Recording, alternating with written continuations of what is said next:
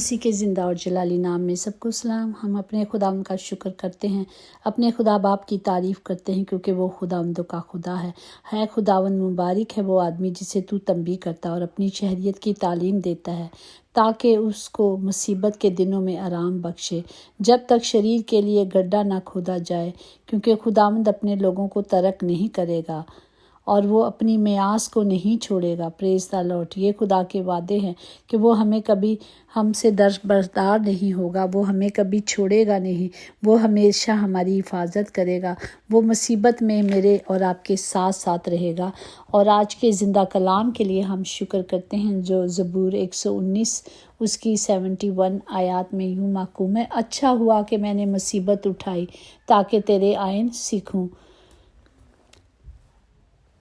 पाक कलाम पर जान पर खुदा की बरकत हो, खुदा का शुक्र हो, खुदा की तारीफ़ हो। जब कभी हम दुखों में होते हैं, मुसीबतों में होते हैं, तो हमें बहुत सारी हर तरह से हमारी सोचें भी हमें ख़राब कर देती हैं कि पता नहीं क्या हो गया, ऐसा क्यों हो गया। हम कुछ गलत लफ्ज़ भी कह देते हैं और जो कई तो खुदा को मानते भी नहीं और फिर कहते हैं कि नहीं जी बड़ा मांग के देख लिया, नहीं मिलता मुझे इसलिए अब मैंने छोड़ ही दिया। लेकिन हमें पता नहीं होता कि हमारे ये टेस्ट चल रहे हैं, हमारे एग्ज़ाम हो रहे हैं। अगर हम टेस्ट देंगे तो पास होंगे ना, जब टेस्ट ही नहीं देंगे तो पास कैसे होंगे। तो हमें क्या करना, दुख हो मुसीबतें हों जो भी हो, हमने क्या करना है, उनसे सीखना है। और जब हम दुख सहते हैं या तकलीफ़ उठाते हैं वो हमारी तरबियत के लिए होता है। Praise the Lord. क्योंकि इसलिए मैंने तेरे फरमान को सोने से बल्कि कुंदक से भी ज़्यादा अजीज़ रखा है। और उसका कलाम जो है वो हमें बेहतरी की तरफ ले जाता है, वो तराशता है, हमें निखारता है। क्योंकि हम उसके कदमों में आ जाते हैं, उसके कलाम को ले लेते हैं, तो फिर क्या होता है, तेरे मुँह की शरीयत मेरे लिए सोने चांदी के हज़ारों सिक्कों से बेहतर होती है। देखिए कहीं कितना पैसा होता है, बहुत कुछ होता है, लेकिन इतना पैसा लगाने के बावजूद भी बीमार बचता नहीं। ठीक है, फिर उस वक़्त वो पैसे की क्या वैल्यू रह जाती है। लेकिन जब हमारे पास हमारा ज़िंदा खुदावंद होता है, अगर हम पूरे रूह से, पूरी सच्चाई से, पूरे दिल से, पूरी ताकत से उसकी हजूरी में आकर उससे मांगे, तो उसका वादा है मैं सब कुछ तुझे दूंगा। उसका वादा है कि मैं तुझे ज़िंदा रखूँगा। ऐ खुदावंद अपने कलाम के मुताबिक मुझे ज़िंदा रखता है, उसने ज़िंदा किया है। हमें सिर्फ़ उसके कलाम को ले लेना है। और जब हम उसके कलाम को ले लेते हैं, उसके हुक्मों को मान लेते हैं, उसकी शहरियत को अजीज़ रखते हैं, तो हमारा जिस्म, हमारा जो भी गुनाह करने से हम कांपते हैं कि नहीं ये गुनाह है, मुझे ये नहीं करना क्योंकि इसकी सज़ा मिलती है।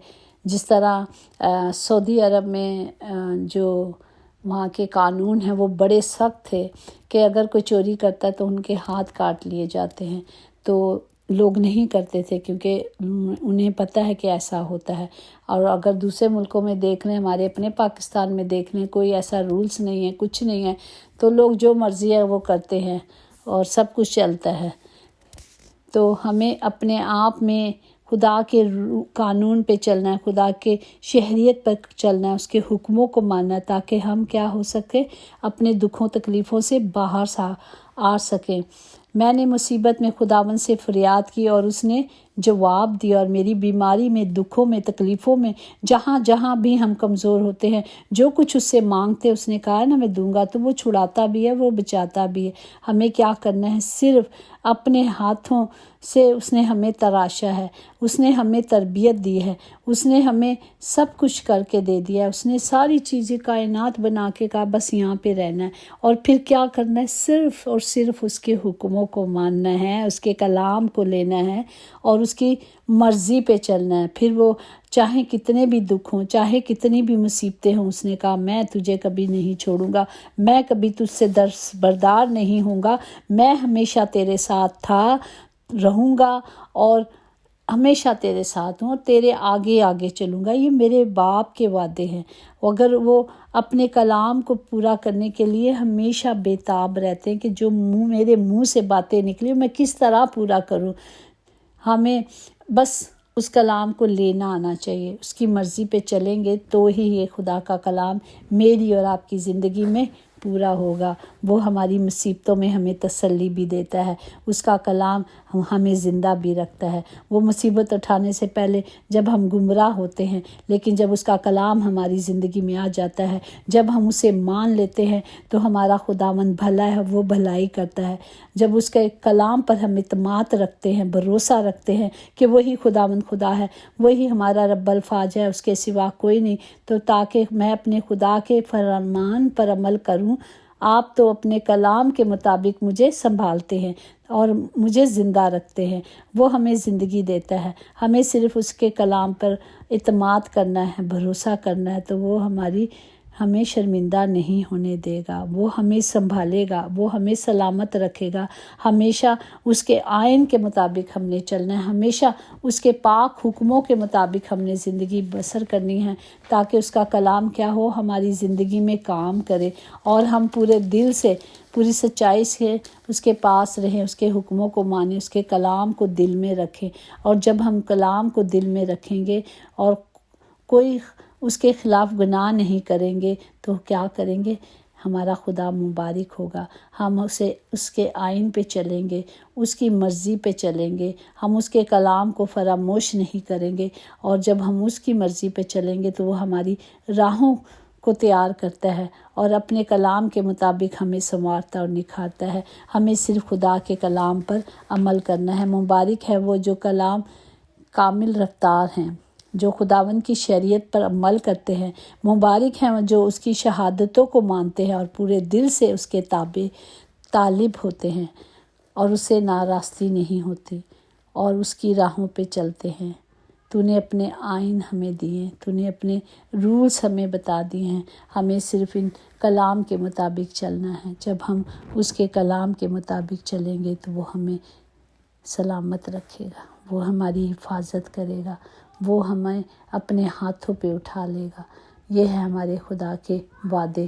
ہمیں صرف خدا کے زندہ وعدوں پر عمل کرنا ہے، پھر وہاں کوئی غم نہیں ہوگا، وہاں کچھ نہیں ہوگا، کیونکہ خداوند خود ہمارے آنکھوں کے آنسو پوچھے گا۔ وہاں شادمانی ہوگی، اطمینان ہوگا، وہاں تسلی ہوگی۔ جہاں باپ کی حضوری ہوتی ہے، جہاں باپ خود رہتا ہے، وہاں کچھ نہیں ہو سکتا۔ وہاں ہر وقت شادمانی ہوتی ہے، لوگ خوشی سے لہلکاتے ہیں، چلاتے ہیں، چیختے ہیں۔ پاک روح کی مرضی کے مطابق جب ہم زندگی گزارتے ہیں تو ہم اس میں شادمان رہتے ہیں۔